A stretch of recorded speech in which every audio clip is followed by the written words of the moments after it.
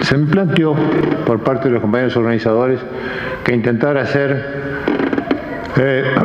un pequeño contexto, ¿no?, que tuviera que ver con la época a la cual específicamente nos referimos. Y por supuesto que no van a ser más que 2 o 3 notas. Una es que Latinoamérica en los años 70 y 80 fue golpeada sistemáticamente, en particular por regímenes dictatoriales que apuntaron a borrar de la faz de la tierra todo movimiento progresista, democrático, donde se destacan las 3 tragedias más próximas, el Cono Sur, la chilena, la argentina, la uruguaya,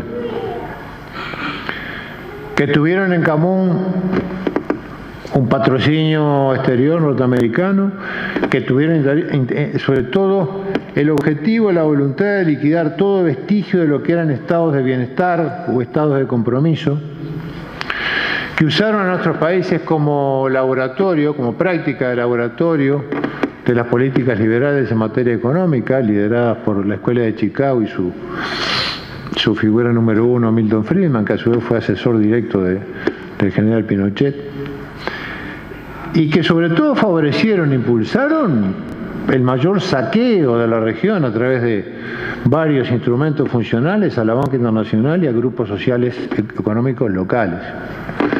Del mismo modo que esas dictaduras cívico-militares, en lo que atañe al terrorismo de Estado, han sido o están siendo objeto de mucho estudio, de trabajo, de investigación, etcétera, tal vez no se haya avanzado lo mismo en la otra parte, en la investigación de los beneficiarios económicos. Se ha hecho mucho en Chile, se ha hecho algo en Argentina y hemos hecho poco en Uruguay.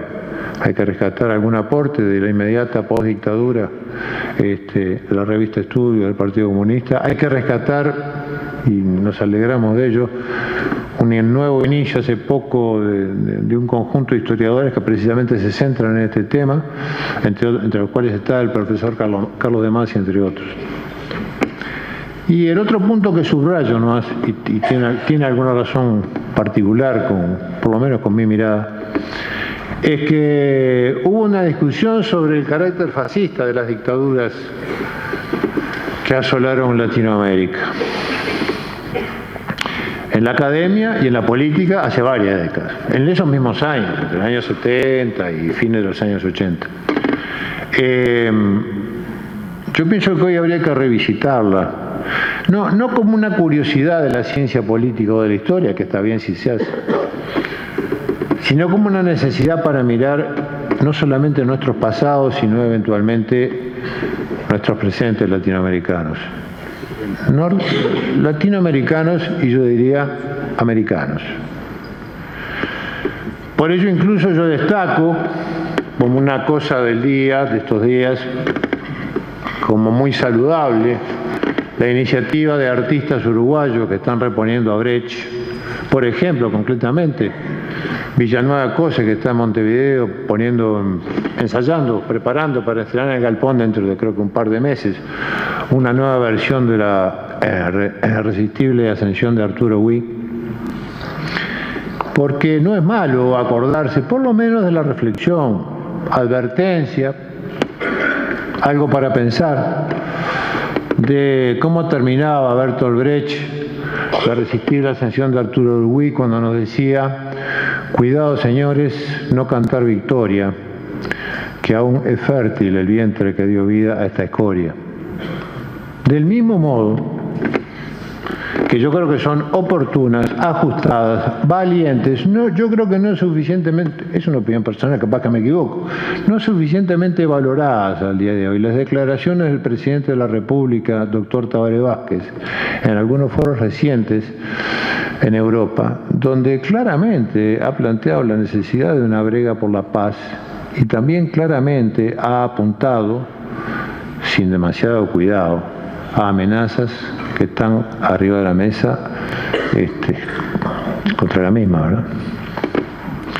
Esto tiene algo que ver y fue algo del contexto de la resistencia de los uruguayos, adentro y afuera del país.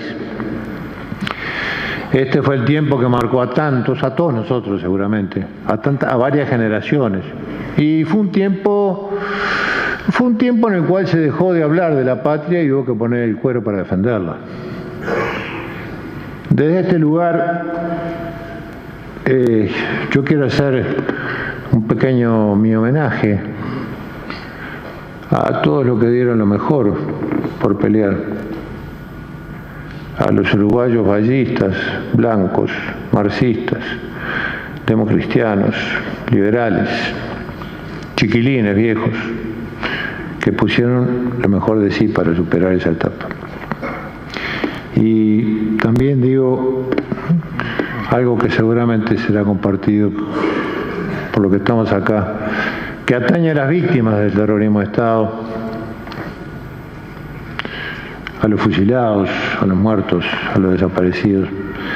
Y yo creo que en esta noche de homenaje a Ramón, con la figura de Ramón propiciándolo, a él y a la resistencia, seguramente todos nosotros tal vez coincidamos en que en algún momento en un mismo obelisco habrá un homenaje a compatriotas como a Cecilia Fontana de Heber, a Hugo Deremit, a Nidia Zabal Zagaray, a Luis Batalla, a León Duarte y a Gerardo Cuesta. Para reconquistar una democracia que no es mítica, ¿no? No es, primero que no llegó para quedarse siempre, ¿no? No llegó para quedarse siempre. Es una construcción social histórica de todos los días y en la cual también, por supuesto, se puede avanzar todos los días. Fíjense que estamos a 20 de junio, dentro de 2 o 3 semanas, los uruguayos podrían celebrar, ojalá haya alguna iniciativa y si la hay pido disculpas, podrían celebrar los 90 años del primer voto de una mujer en el Uruguay, en un referéndum en Cerro Chato, que además fue el primer voto de una mujer en Sudamérica, ¿no? La garra celeste lo echarró al frente, ¿no? Miren si será en definitiva ganar derechos y avanzar será una tarea diaria, permanente, ¿no? Que no está fija, que no está asegurada, que no es como Maracaná o el tango, el dulce de leche, hay que ganarla todos los días. Porque los nunca más, está bueno que sean declaraciones de principios en negro sobre blanco, pero sobre todo son plantitas a las cuales hay que echarle agua todos los días. Ramón, el secretario del Partido Comunista. En junio de 1981 fue apresado José Pachela, secretario del Partido Comunista, luego de que había sido arrasada una dirección en 1979. A partir de allí comenzará el tiempo de la responsabilidad de Ramón. Yo quiero decir que en un cuadro de honor de la resistencia, por supuesto que de los comunistas, deberán siempre estar en recuerdo Ramón Cabrera, José Pachela, León Lev, José Luis Macera, Jaime Pérez y Ronnie Arismendi. En el cuadro de honor de los comunistas y pienso que en el cuadro de honor de la resistencia de los uruguayos, junto con tantos otros compatriotas. Este compañero que hoy homenajeamos,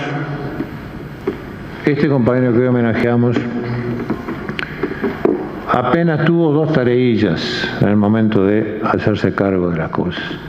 Reorganizar su partido y aplicar sin errores, en lo posible, una política que no perdiera la vista, de perdista, lo más importante, el norte central, que era la derrota de la dictadura. Tuvo no solamente el mérito de esa reconstrucción partidaria, con criterios inteligentes, nuevos, que supusieron, entre otras cosas, poder romperle los esquemas a la represión y a los servicios de inteligencia, que después otros compañeros seguramente subrayarán, sino que tuvo la aplicación, la capacidad de aplicación firme de una línea de acción sin fisuras para aportar a la unión de todo lo que él llamaba todo el arco democrático, como decía reiteradamente Gordo. y en el marco de las mayores dificultades, seguramente. Ramón Cabrera, Ramón Jesús el Gordo, fue artífice de la reconstrucción de su partido, aportando al quehacer del movimiento sindical, a la vida del Frente Amplio. Yo diría, a veces decimos la palabrita dificultades, y bueno, y es fácil, es corto, tiene pocas siglas. Pero esconde también a veces dramas, falta de recursos, o de casas, o un lugar para dormir, ¿no? El querido veterano, que no le gusta que le diga tanto, no, yo recién le dije viejo, el querido veterano Tomás Rivero, que anda por ahí, más de una vez le escuché decir, uno de los libros que están pendientes de escribirse algún día, y esto por supuesto que es un tema de las memorias a hacer, es el de las casas de la resistencia, el de las casas de la gente que abrigaba, cobijaba a los militantes clandestinos. ¿Acaso gente que no tenía otra militancia concreta? Pero caramba, si daba una parte concreta a la resistencia.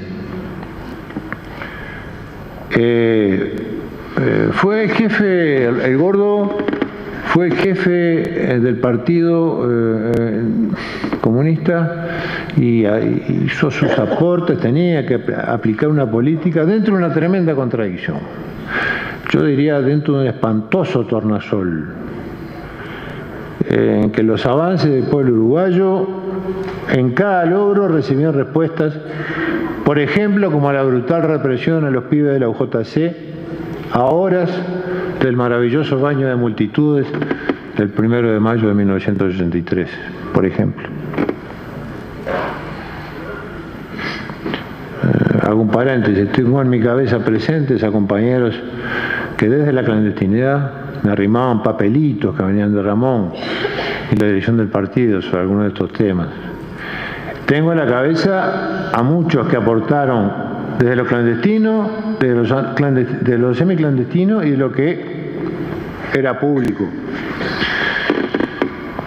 Aprovechando las hendiduras de la llamada ley fascista, como la llamaba el viejo Pepe de Lía, pero que a su vez nos daba impulso y ánimo para seguir adelante. Naturalmente que no puedo omitir, tengo presente a mi barra de AEU, a mis hermanos, al Pancho Rama, al Purrete Antoñaz, a Lalo Fernández, que en ese momento está una vez más a 3 o 4 metros de mí. Tengo presentes a los que públicamente armaban el PIT, al Andrés Toriani, a Carlitos Pereira, al Fico Gomenzoro, a Richard Rida, a Mitil Ferreira, al intendente de Montevideo, a Daniel Martínez, por nombrar algunos, cosa que siempre es injusta, pero hago muchas cosas injustas en la vida, que armaron o ayudaron a armar la continuidad histórica del movimiento sindical, con los mismos parámetros y siendo fieles a los criterios de unidad que nos habían legado nuestros queridos veteranos, que estaban en la cárcel, en el exilio, la barra de Cuesta, la barra de Duarte, la barra de Platero, la barra de tantos. Y en ese tornasol también digo, donde se cruzan lo hermoso y lo espantoso, el asesinato de Vladimir Roslik en 1964, cuando las cárceles empezaban a abrirse, cuando el general Sereña estaba de nuevo entre nosotros, cuando los pibes de los hijos de los exiliados habían hecho una incursión maravillosa por Montevideo, cuando el PIT había hecho su primer paro general, cuando entre emoción, lágrimas y risas estábamos recibiendo gente que salía de las cárceles o empezaba a salir de las cárceles y a llegar del exilio. Yo digo, qué grande, qué importante, qué nutritiva que fue para todos la tarea del Gordo Ramón y de sus compañeros más próximos que por suerte están esta noche aquí con nosotros.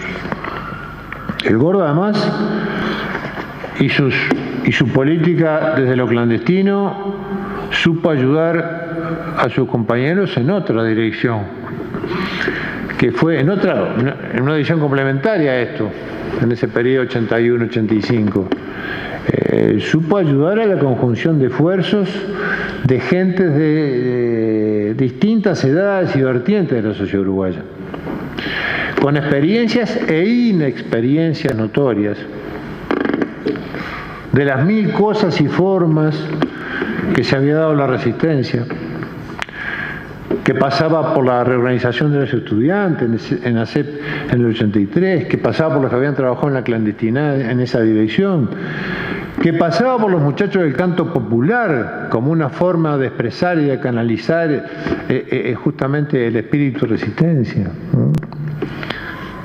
Porque a veces, yo qué sé, cuando Larva y Carrero terminaban cantando Libertad de 7 letras, eso era una forma de hacer catarsis, ¿no?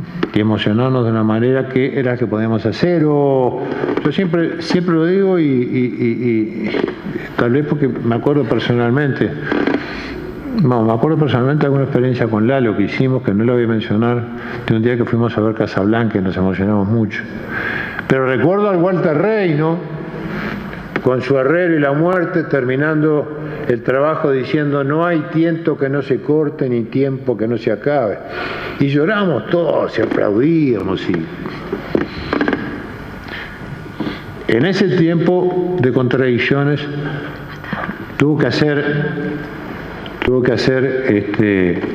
fue artífice Ramón de la labor de su pueblo. Lo que me acordaron es que hable menos. Que vayas redondeando. Bueno, lo que oíste. Me pido unos minutos más y termino. Pero además el susurro fue bajito. Hago una reflexión final sobre lo que yo llamaría, porque otros compañeros van a aportar, al anecdotario, a las ideas, lo que yo llamaría Ramón y el presente. Ramón y el presente. Yo confieso que nunca entendí nunca entendí las ecuaciones del ingeniero Juan Grompone para ponerle fecha de vencimiento al capitalismo a mediados de este siglo, ¿no? No sé si es 2056 o 2065. Y me acuerdo incluso que el presidente del Frente Amplio, Miranda, hace poco en una presentación decía, bueno, además, un amigo mío con sentido del humor decía que en el caso uruguayo se va a registrar un viernes de tardecita, cosa de tener un fin de semana por delante para festejar. Pero en todo caso y sin chanzas, nos preguntamos qué hacemos acá hasta allá y con qué se van a encontrar nuestros hijos grandes, nuestros nietos, nuestros bisnietos. Y nadie seguramente tendría una respuesta razonable y sobre todo optimista a esas interrogantes. No hay fundamentos para creer que ese final será seguido de una sociedad a la medida del hombre. En todo caso, siempre van a ser marcadas por determinadas leyes objetivas, ¿no? Solo van a ser los humanos los artífices de los procesos, con todas sus debilidades, sus carencias, sus dudas, su gana de aprender, su incapacidad y su capacidad de incidir. Aceptar ello yo creo que supondrá ratificar la contradicción no paralizante, sino creativa entre el pesimismo de la inteligencia y el optimismo de la voluntad. Por demás, siendo realista y leyendo los diarios y aprendiendo de la historia, yo digo que antes de llegar a etapas superiores, los bichos humanos tendremos que encarar algunos entuertos. El prioritario tal vez será salvar al planeta de la guerra, de la destrucción. Y de la acción digitada o la historia digitada, no por ninguna ley sagrada, ya sea confesional o laica, sino por la voluntad de los señores de la guerra y el complejo industrial bélico. Partiendo de esa base, hago una segunda acotación que tiene mucho que ver con homenajear a Ramón. Lo que está en pie es el hombre como político, como hacedor, que puede cambiar la realidad. Y se trata, pues, pienso entonces, de hacer un elogio de la política. Y esto tiene también mucho que ver con la jornada de hoy. Hablar de la resistencia y de tipos que dieron la vida defendiendo causas nobles, la democracia, el avance del país, nos estamos refiriendo a cosas buenas. Si hablamos de la memoria, de la resistencia, de poner peldaños para escribir la historia, estamos hablando de cosas buenas. Lo de esta noche, ¿no? Con el cariño hacia un hombre jugado, un tipo excepcional, es una expresión en ese intento. No obstante, yo no quiero omitir decir que a veces se aprecian en la realidad nacional divorcios entre la nobleza de la política y la realidad cotidiana. Pienso que no es buena cosa que la política tenga como estrategia el gran tema de la candidatura y como táctica contar con el mejor negociador de la lista. Si la cultura política se adquiere por WhatsApp y mensajito de texto, con el insulto como forma de contraargumento y formarse es algo así como un electrodoméstico prescindible, también algo anda mal. Si todo entra en la dinámica en la que el casamiento de Messi, el retiro de Estados Unidos de la Conferencia de París, la interpelación a un ministro para tener un minuto de fama y la mejor dieta para adelgazar valen lo mismo, con un algo discipoliano en la tapa de los diarios, pero a veces también en la preocupación ciudadana, algo anda mal. Agrego, si hablar de los problemas del mundo, de Latinoamérica, es una especie de adorno floral que se tolera con algo de paciencia al despistado, pero que se preocupa de esas cosas, pero nada más, algo no anda bien. Digo todo esto porque en un homenaje a Ramón no me gusta ser aséptico y pasteurizado. No es el camino para recordar ni a Ramón ni a la resistencia. Digo así finalmente, y ahora sí, falta poco, Raquel, que me imagino al hombre y a la mujer políticos, no de mediados del siglo XXI, sino los de hoy, como necesidad, como aspiración, como deseo, ojalá que no como utopía, ¿no? Y me imagino a hombres y mujeres pensantes y sensibles, con capacidad de indignación y con capacidad de querer a la gente.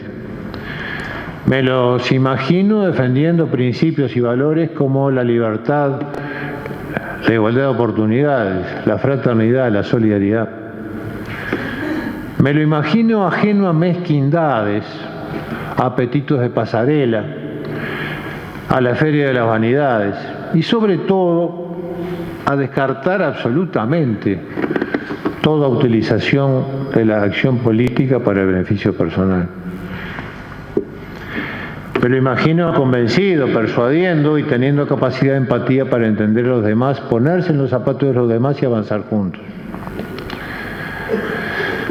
Me lo imagino honesto intelectualmente y honrado.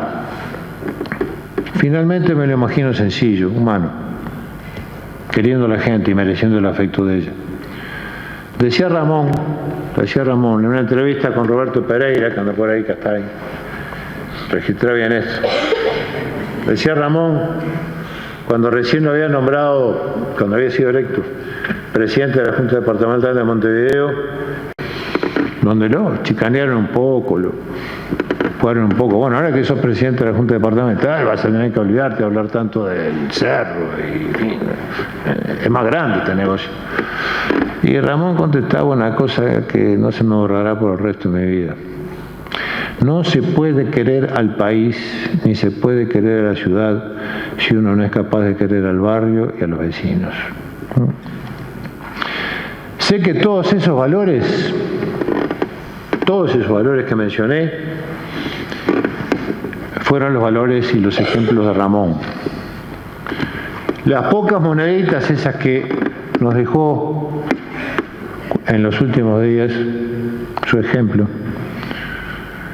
son un legado absolutamente invalorable, yo creo que para cualquiera de nosotros, para la izquierda, para el Frente Amplio, para la causa de la democracia, para la República, para el país y sobre todo para las mejores causas de la humanidad que no tiene fronteras. Gracias, compañero.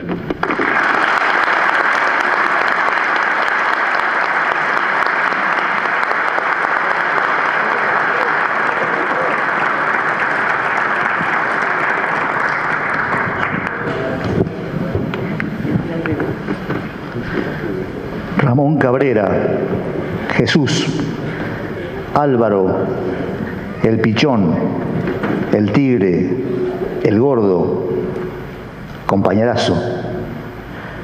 No era un aventurero, Amaba la vida, pero no vaciló un instante cuando se trató de ocupar el puesto de lucha. La gente, gente. Aquí, la gente, gente. La generación tal o cual, de todas, de muchas, de las muy antiguas y de las que no han nacido aún.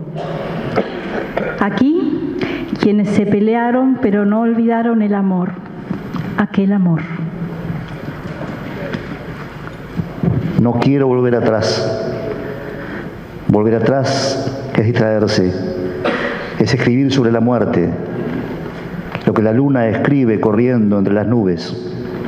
Las personas humildes, orgullosas de ser humildes, valga la contradicción.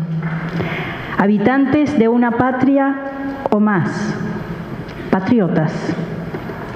Son de su propio universo o no, quizás de uno que no tiene ni bordes ni final. El doctor Aldo Lista es médico psiquiatra.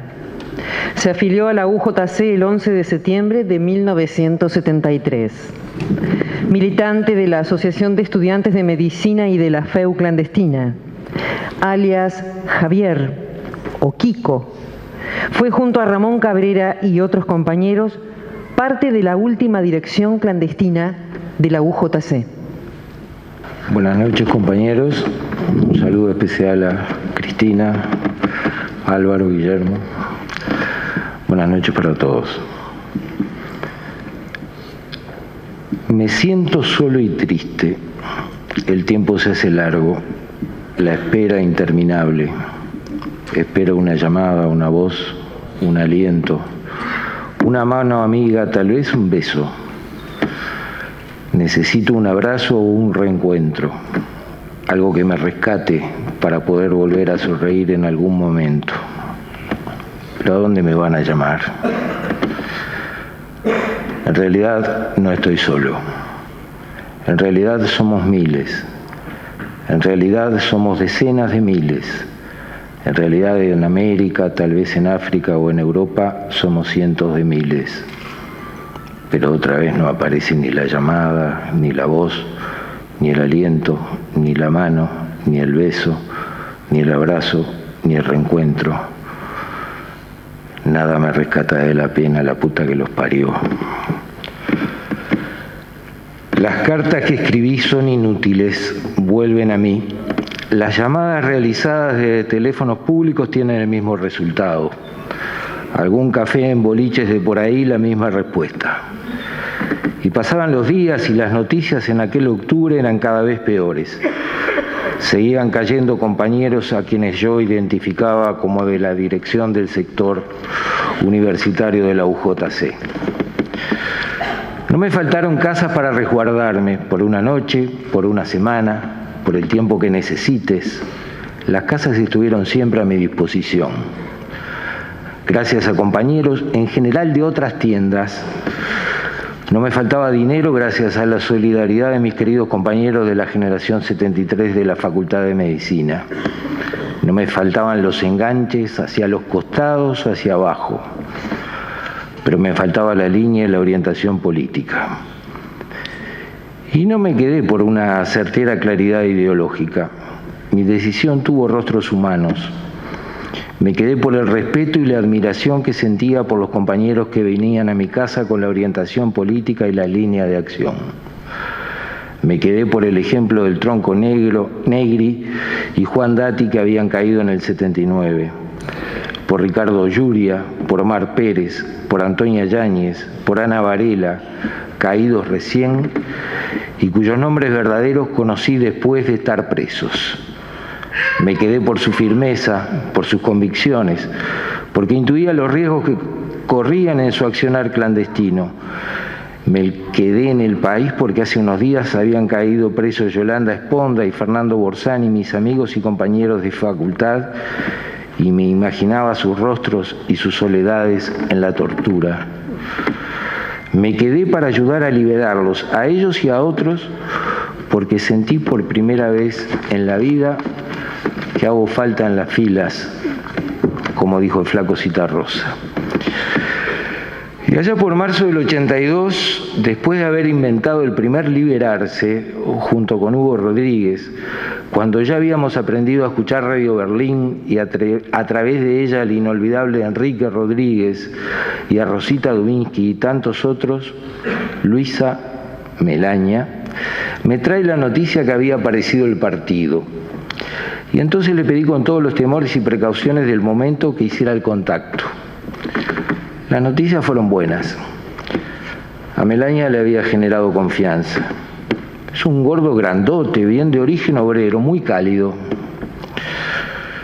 El primer encuentro con aquel gordo fue en una casa de balneario, con todas las contraseñas de rigor. Él Jesús, yo Javier. Imponente el abrazo. Enorme, lo sentí cálido y afectuoso. Llegó el momento del informe. Ahora empezaba a sentir el abrazo del partido, de los presos, de los que estaban en el exilio, de los que andaban por ahí en todo el país, seguramente caminando y buscando como yo, buscándose, encontrándose, tejiendo una vez más la trama de la resistencia. Ahora yo también los podía abrazar a todos. A ustedes, compañeros. Estoy tranquilo. Esta noche voy a poder dormir en paz. Ese gordo sin duda es un obrero. Me había dicho que trabajó como metalúrgico, y sí, con ese lomo, pero era naturalmente afectuoso. ¡Qué abrazo! Tal vez él sintió la misma alegría que yo. Tal vez él había sentido la misma soledad. Pero bueno, ahora nos empezamos a juntar. Y más tarde fueron llegando los abrazos con Eduardo Genaro, con Alberto Felipe, el hombre del balazo, con Juan Fernando y con Ana Liliana. Y así se fue de a poco tejiendo la trama de la reconstrucción orgánica y el enganche con la dirección de Buenos Aires, esa dirección conformada por verdaderos héroes que se jugaban el pellejo cada día. Y de a poco fuimos reconstruyendo el trabajo hacia la universidad, hacia secundaria, hacia los barrios y hacia los jóvenes obreros. Y todo con una concepción organizativa diferente a la que llamamos núcleos programáticos. A mediados del 82 se comenzó a desarrollar un fuerte trabajo hacia el interior del país. Comenzamos con vínculos de gente del interior que vivía en Montevideo porque era muy riesgoso tocar a integrantes conocidos del partido o la juventud. Las dificultades eran enormes y si bien era cierto que donde había un comunista había partido o juventud, no es menos cierto que teníamos miles de partidos o juventudes sin enlace orgánico y sin orientaciones adecuadas. Sin embargo, la creatividad de Jesús y de las compañeras de la Dirección del Interior se fue consolidando así un entramado de juventud comunista, de Frente Amplio, de organizaciones sociales, de comisiones fomentos de lo que sea, que avanzaban y se organizaban como nuevos centros de resistencia. Frente al fascismo y su terrorismo de Estado, no había otra opción que la creatividad para unir y organizar, para transformar el descontento y el miedo en acción resistente, para transformar el ahora no se puede en todos juntos podemos. Las elecciones internas del 82 suponían, por un lado, una rendija abierta, una luz en la que el pueblo uruguayo podía optar, pero, claro está, entre solamente algunos partidos y algunos candidatos. Y tuvimos un gran desafío. Primero nos planteamos una línea de acción y así lo transmitimos. Y luego otra línea. No fue fácil y se pagó un precio. Se pagó el precio de la confusión, de la acusación y hasta de la desacreditación. Lo asumimos. Ramón ha explicado lo que sucedió. Pero lo que nunca tuvimos en duda fue nuestro irrenunciable frente amplismo. porque nunca fuimos liquidacionistas de las esperanzas, ni de las convicciones de los obreros, de los estudiantes, de los compañeros de la cultura, ni de los intelectuales. Quienes integramos aquella dirección, nunca jamás hemos sido liquidacionistas de nada. Y después vino el 1 de mayo del 83 y la Semana de la Primavera de los Estudiantes y el 27 de noviembre, el imponente obelisco y su río de libertad en las que los trabajadores, los estudiantes, las organizaciones sociales y los partidos políticos, todos los partidos políticos, irrumpieron de manera incontenible en la escena nacional. Y allí aparecieron, por iniciativa de los jóvenes comunistas de la Comisión Prosunca, las enormes banderas del Frente Amplio. Otra vez me lo pierdo. 400.000 en el acto y yo acá con Jesús. Cada 4 palabras de Candó, el gordo me golpea el brazo, se para, gesticula, comenta, camina, se sienta, se vuelve a parar. Quiero que me deje escuchar, esta radio es una mierda. Le va a dar un infarto, se va a ir corriendo hasta el obelisco. Ahora sí que falta menos. Y está Pereira Reverbel, pero bueno, está Marta Valentini. Les estamos ganando. Y allí estuvo Ramón en todo, en la gesta, en la orientación, en la comunicación permanente con los encargados de oratorias. Allí estuvimos todos nosotros. Y ahí estaban presentes más que nunca los compañeros de la cárcel y los del exilio, porque ni un solo día dejamos de pedir por la amnistía para todos los presos y por el retorno de los exiliados. Ser clandestino y vivir clandestino no era cuestión de esconderse. Había que seguir luchando. Y seguir luchando no era cuestión de transvestirse o mimetizarse. Era cuestión de seguir siendo estudiantes, aunque no pudiéramos concurrir a nuestro centro de estudio, y lo éramos. Era cuestión de seguir siendo trabajadores, aunque no pudiéramos seguir yendo a nuestro puesto de trabajo, y lo éramos. Era cuestión de sentir las necesidades de nuestro barrio, aunque no lo pisáramos durante años, y las sentíamos. Era cuestión de crear la forma de decir lo que no se podía decir, y la creábamos, y la cantábamos, y la representábamos. Todo eso nos fue demostrando el año 83. Nada puede florecer si no hubo una semilla plantada y alguna gota de agua que la regara. Lo que floreció en el 83 no fue espontáneo. Fue la semilla de la huelga general de junio del 73 y de las gotas, a veces invisibles, que la regaron durante 10 años. Pero el 83 también tuvo sus dramas. En junio, otro golpe centrado en la UJC. Nos descabezaron de los resquicios legales conquistados. Otra vez más, nosotros los comunistas pagamos el precio por nuestras convicciones y nuestra tenacidad por ponerlas en práctica. Pero esta vez no lograron tocar la dirección más estrecha de la UJC. El 16 de abril del 84 fue asesinado en la tortura el médico de San Javier, Vladimir Roslik, comunista de origen ruso, lo que llenó de indignación a todo el pueblo uruguayo, que siguió alzando sus voces contra la dictadura. Y sí, Ramón tuvo que navegar en aguas turbulentas, como dice la convocatoria. En el 84 comenzaron a salir de la cárcel valiosos compañeros de la dirección del partido. Ramón y la mayoría de quienes le acompañábamos éramos los primeros comunistas en nuestras familias, desconocidos y no ilustres. Nuestra osadía fue vista varias veces como imprudencia. Los tiempos en los que, en la dialéctica del centralismo democrático, primaba el centralismo por sobre la democracia, habían llegado a su fin. Esto Ramón lo entendió perfectamente, lo llevó a la práctica y lo pregonó.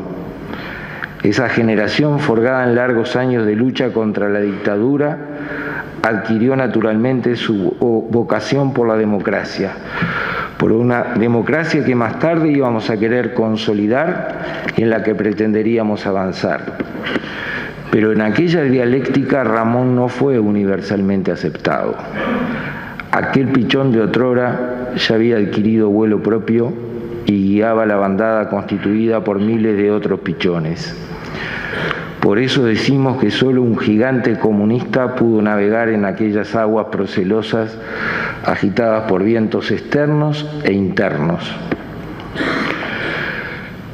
El 16 de junio del 84 retornaba Wilson a nuestro país en un clima tenso por la operación Carpincho que había montado la dictadura, por no perdonarle su accionar durante todo el periodo y menos la convergencia democrática creada en México por vallistas, comunistas, frente amplistas y wilsonistas. Ese día por la Avenida del Libertador estaban por miles las banderas de la UJC que por primera vez desplegábamos con orgullo, interpretando tal vez demasiado literalmente la directiva de desclandestinizar al partido y la juventud. Para el 28 de agosto del 84, un día muy próximo al 29 aniversario de la UJC, los imprudentes pretendimos organizar un acto en el Palacio Peñarol, el que íbamos a rebosar, sin dudas.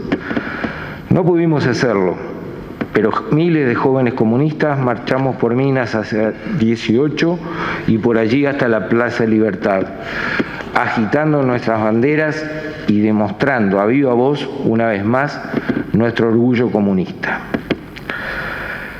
Creo que, como nos llama Gerardo Caetano, nosotros, la patria comunista, tiene hoy todo el derecho de estar donde quiera, en la diáspora o en la no diáspora.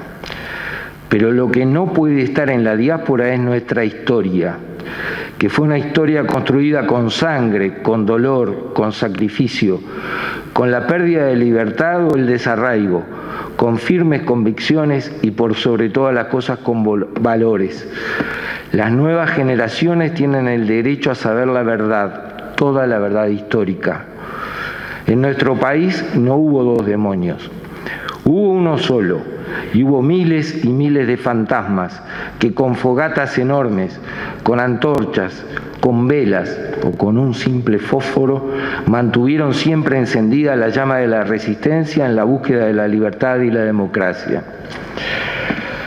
Esa es la verdad que ha venido buscando el profesor Álvaro Rico y su equipo de investigadores, con rigor académico, con ahínco y con tesón, sorteando mil dificultades y hasta el agravio de quienes por tener escasa historia pretenden construirla desde la falsedad y la diatriba. Esa es la verdad que hoy queremos decir nosotros, evocando la figura de Jesús, ese gigante que como persona, como militante y como ser humano marcó nuestra vida para siempre. Recuerdo las palabras de Cristina, su compañera, cuando le pregunté por Ramón al dejar la Secretaría Departamental de Montevideo. Simplemente me contestó Cristina, él es un gordo bueno. Ramón Cabrera fue un gordo bueno, humano, cálido y afectuoso. Supo enarbolar cada bandera que cayó en sus manos, desde las más caras para los comunistas como las más nobles de la reivindicación barrial, siempre con el mismo fervor. Su optimismo contagioso, basado en firmes convicciones, nos impregnó en un periodo cargado de avances populares, pero también con dificultades, contradicciones y desafíos diferentes a los de otros momentos. Hoy más que nunca, cuando tantas cosas nos rechinan, necesitamos de muchos gordos buenos, de su ejemplo. Necesitamos de sus valores, de sus principios, de su humildad militante, de su austeridad, de esa búsqueda permanente de la unidad de la fuerza política por sobre todas las cosas. Abrazo, Jesús.